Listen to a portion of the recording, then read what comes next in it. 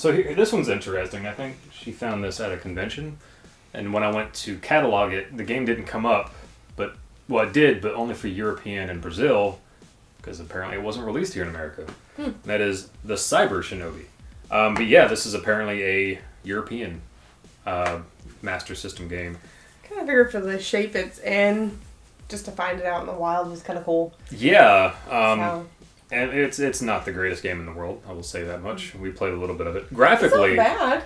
It's not bad. His sword attack is just kind of stupid. Like, it doesn't make a whole lot of sense. Graphically, though, for the time, it looks really good. But it's kind of jerky and stuff. But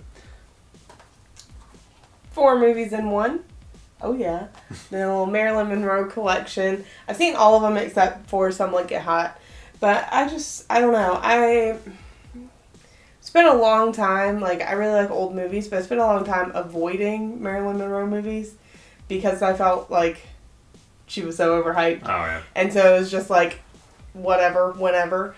But, so I finally sat down and watched a couple of them, and they're very good movies. Now, I'm not going to lie, she's not like the best actress in the world, but they're pretty good movies. They were written well. 7 Year Itch is a little weird, but it's a good movie. She's, like, hardly in it. So I don't really know why she's like a main focal point, but... Alright, so I kind of wanted this game for a while, really only because of the cover, and I think everyone knows about the cover. Why is that the cover? I have no idea, it makes no sense. What were you smoking that you were like, yeah, that's the cover for that? It's actually a fun shooter. I actually do really enjoy this. I'm not a big shooter fan, primarily because I suck at them. Same. I did realize, though, the reason we did okay is because it actually defaults to easy. Oh, that's nice. I was like, wow, this is actually a relatively easy shooter. It just defaults to easy, and I'm like, oh, okay, that's fair. But it's good, though. It has that option. It's not one-hit deaths and all this kind of stuff. And yeah. It's kind of forgiving, so if you like shooters but suck at them, I highly recommend it. The Mummy Collection. But this has got the Boris Karloff one, and it's got the Abbott and Costello Meet the Mummy, which I actually really wanted, and so now I'm excited that I have it, because I was actually going to ask him for it on 8mm film. Yeah. Okay. And, but until I get my projector working, I decided not to ask for it, and now it's on here, and I'm like, I can at least watch it. So, I had the first one, so we had to get Taito Legends 2. I don't remember asking for this, but the wife got it for me for Christmas, and I'm happy with that. I love these arcade compilations because, I mean, it kind of fills that void during the time when we're not at an arcade convention. Yeah. So, I'm not even familiar with a lot of games on here. I mean, you can't really go wrong with any of those arcade collections. There's bound to be one good game on it. Right. So, to match my pin collection, if you saw the last pickups video, the Universal Monsters movies. Which features the Mummy. Yeah, it does. It does have Boris Karloff's Mummy on here. It's got Frankenstein, Dracula, Invisible Man, Wolfman, and The Bride of Frankenstein. So excited to have it. So, thank you. This is one I haven't even actually had the chance to play this. But why was it in that section? I know, I just realized that. Batman Dark Tomorrow on the Xbox. I assume there's no way it's as good as like Arkham City, but it did come with a comic book. Oh, that's cool. And it was super cheap. So that's a good comic book. Yeah, so I figured, what the hell? Exclusive limited edition comic inside. Know nothing about it, so we'll check it out at some point. Yeah. Oh, okay. So, I've already started using it. Got it like a few days ago. Took my shirt with it, I guess. He bought me this purse. And it's, what is it? It's the Ferry. Does she have a name? Navi. Navi. Okay. So it's Navi. So every time he picks it up, he goes, hey, listen. Actually, that would be a good thing, that whenever she opens her wallet, it says that. Hey, you're broke. Yeah. But it does have like a little built-in wallet on this side. You can just kind of stick everything in there. You don't have to carry a separate wallet. And then I just have like all my random stuff in there. But it also has this cute little keychain on it. And it's just, I don't know, it's very nice leather though. It is. It wasn't particularly cheap. Yeah. So not a game, but got to talk about it. A Goofy movie. The soundtrack on vinyl. This is, I mean, I feel like a lot of people remember this movie, but I do feel like it's kind of an underrated Disney movie. Mm-hmm. I kind of wish it had like a cover or something. I do too. I'm kind of upset by that. But... Yeah, but still cool. Yeah. Can't be mad about it. It is its own artwork. It doesn't need cover art. It's true, I guess.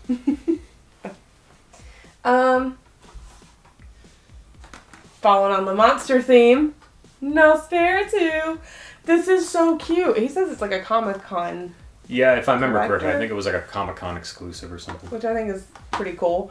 This actually probably is my all-time favorite horror movie. Like, bar none. And I don't know, I love it so much. And I recommend you watch it.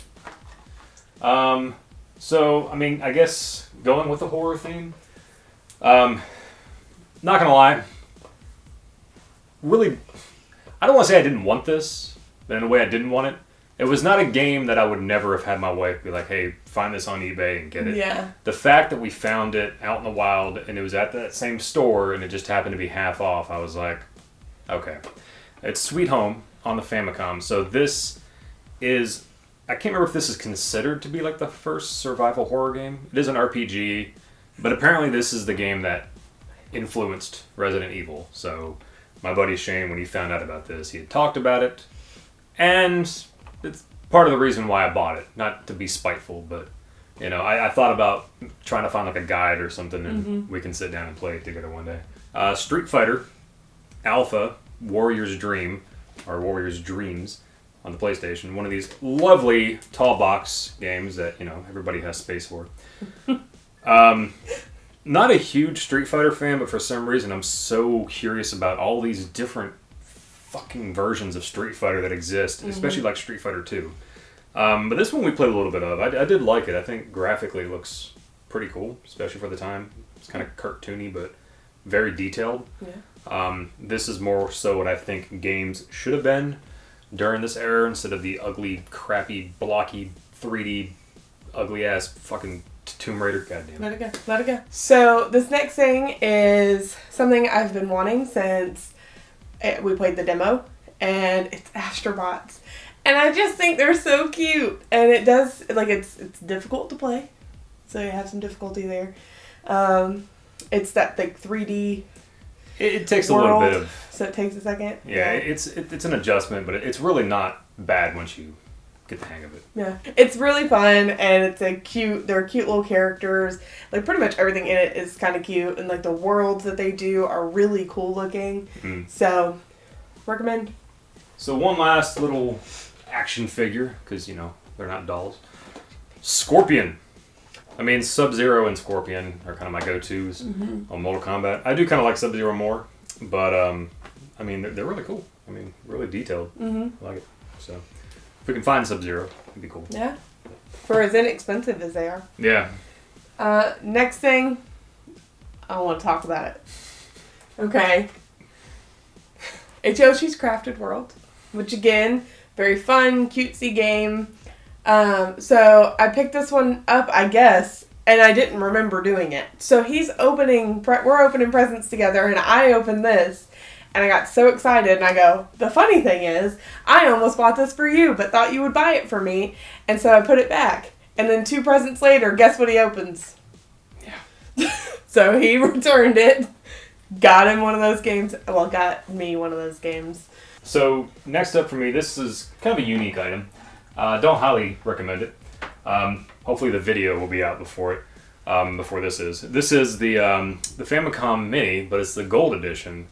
So this isn't what you would expect from like the NES Classic. I know the Famicom Mini original has like most of the same games. I think there's a couple of different ones. This is actually a 50th anniversary of a manga called Weekly Jump. So there's 20 games on here, and they're all based on those mangas. Now, we did a video, again, hopefully it's out before this, of us going through and playing these games for the first time, and it didn't work out very well. We had a time. Yeah, so, I mean, there's a mixture of stuff. There's, like, some beat-em-ups, you can call them that. Definitely a lot of RPGs, which are always unplayable if you can't freaking read Japanese. Yeah. But I mean, it's really cool. I mean, just, it's gold. It's a small little Famicom Mini. Really, it's going to be a display item anyway. Last thing is another game, and it is called Microsurgeon for the Intellivision. I haven't actually played it yet, but according to this, you are in like a little like robot thing, and it is like a little microbot that goes inside the body of this person who has ingested some gas, some poisonous gas. Weird. That is attacking his lungs and kidneys and is causing like stones and all these things. So you have to go between those organs and try to stop all the stuff from happening. So it sounds really cool. So I don't know. I'm really excited to have it, and I just think even if I never play it again, even if I think it's the stupidest game in the world, this is like my two loves right here. You know, I love my husband. He loves games. So I love games. I mean, realistically. And he's like introduced me to games, and especially the old ones that I love so much, and medicine. Yeah. And I just can't get over it. The moment I saw it, I was like, okay, that's cool. It's got to be expensive, complete. It's not. It's actually relatively cheap. $10. No, okay. Yeah, I'm pretty sure it was. Oh, like really? Yeah. So, last up for me, the shirt is just coincidental. This is not a game, but this is something that I've wanted to get for a long time. Thankfully, found it on a good deal. I'll be paying it off for the next 6 months. I hate him for it. No, you don't. A little bit, I do. It is, if I can get it out of here, the Brian May Red Special replica guitar. Absolutely love this thing. So, you know, obviously, I've said it before, I'm a huge Queen fan. I have been since I was a kid. And if you don't know, I'm not going to talk about it too much. The original Red Special that Brian May uses was hand-built by him and his dad when he was a teenager. And the thing surprising about that is the fact that this is before YouTube. So if somebody today were like, oh yeah, me and my dad built a guitar watching YouTube, you know, they never built a guitar before. They had no experience in it, but they just built a guitar based around random things they had around the house. And yeah, it's still the same guitar that he uses to this day. It's the guitar that was used on 99% of Queen recordings. So yeah, I was super excited to get this, and I love it. Yeah. So never thought I'd actually have something like this. But anyway, yeah, that's the end of 2019. Pickups, a lot of stuff. I know kind of flew through it. But yeah, hope you guys enjoyed. And here's to 2020. 2020. Yeah, We're the 20s excited. are finally here. All right, guys. Well, thank you so much for watching, and we'll be back again real soon. Bye.